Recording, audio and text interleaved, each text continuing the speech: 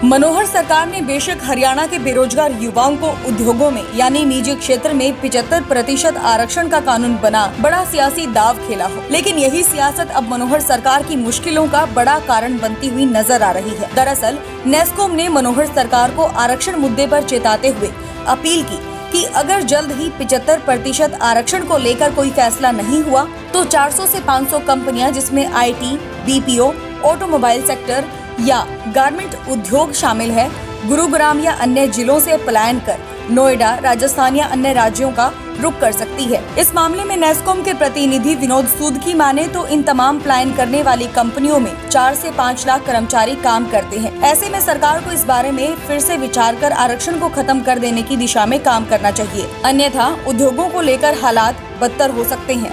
यदि आप देखिए IT और BPO इंडस्ट्री गुड़गांव में करीब ऐसी 500 कंपनीज हैं और इन 500 कंपनी में 4 लाख से ज़्यादा कर्मचारी काम करते हैं IT और BPO के।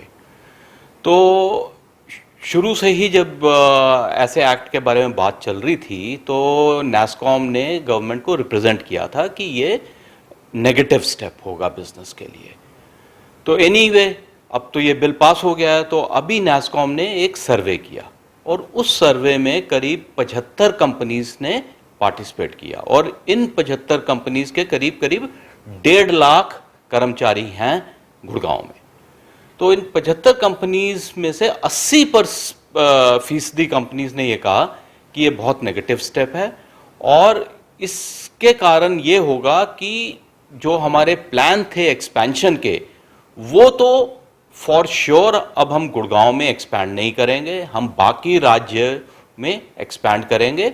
और कुछ कंपनीज ने तो यहां तक भी कहा कि हम ये कंसिडर करेंगे कि अपने जो ऑपरेशंस गुड़गांव से हम चला रहे हैं उसको हम यहां से शिफ्ट कर लें।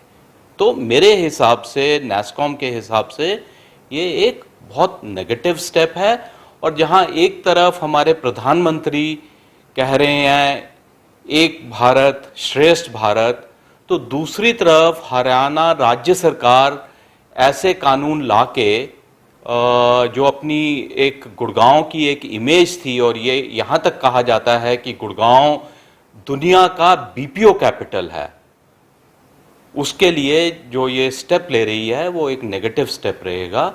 और हमारी तो राज्य सरकार से ये विनती रहेगी कि इस कानून को वो वापस करें। आपको बता दें कि NASSCOM national association of software and services companies, जो कि एक गैर लाभकारी इंडस्ट्री एसोसिएशन है और भारत में तकरीबन $180 बिलियन के IT, BPM उद्योग के लिए बिजनेस करती है। एक ऐसा उद्योग जिसने भारत के GDP, निर्यात, रोजगार, बुनियादी ढांचे और वैश्विक दृश्यता में अभूतपूर्व योगदान देती आ रही है और भारत में यह उद्योग निजी क्षेत्र में सबसे अधिक रोजगार देने वाला क्षेत्र है। नेस्कॉम 1988 में स्थापित हुआ था और तब से नेस्कॉम की अथक खोज IT, BPM उद्योग को लगातार समर्थन देती आ रही है। देखिए, एक तरफ तो है डायरेक्ट एम्प्लॉयमेंट, राइट, जैसे मैंने कहा कि 500 जो कंपनीज हैं करीब 4 लाख जॉब उन्होंने क्रिएट किए हैं जो डायरेक्ट है। और IT और ITES इंडस्ट्री एक ऐसी इंडस्ट्री है जो एक डायरेक्ट जॉब के साथ 4 इनडायरेक्ट जॉब्स क्रिएट करती है। और ये 4 इनडायरेक्ट जॉब हैं, जैसे कैफेटेरिया सर्विसेज हो गई, ट्रांसपोर्ट सर्विसेज हो गई, सिक्योरिटी सर्विसेज हो गई, हाउसकीपिंग सर्विसेज हो गई। ये सब सर्विसेज में जो जॉब्स हैं वो सारे लोकल्स को मिलते हैं। तो यदि कंपनीज अपनी ऑपरेशंस बंद कर देंगी गुड़गांव में, या फिर शिफ्ट करेंगी, या फिर यहाँ एक्सपैंड नहीं करेंगी, तो दूसरी चीज ये होगी कि जो इतने सारे इनडायरेक्ट जॉब्स हैं वो भी यहाँ क्रिएट नहीं होंगे, राइट। और जितने भी यहाँ एम्प्लॉयज आते हैं काम करने के लिए वो इकोनॉमी को कंट्रीब्यूट करते हैं। बहुत सारे एम्प्लॉयज हैं जो यहाँ पेइंग गेस्ट एकोमोडेशन में रहते हैं, किराए पे मकान लेके रहते हैं, राइट। इन सब का जो फायदा है वो यहाँ की जो लोकल पॉपुलेशन है उन्हीं को मिलता है, क्योंकि उनके लिए ये एक अर्निंग का जरिया होता है।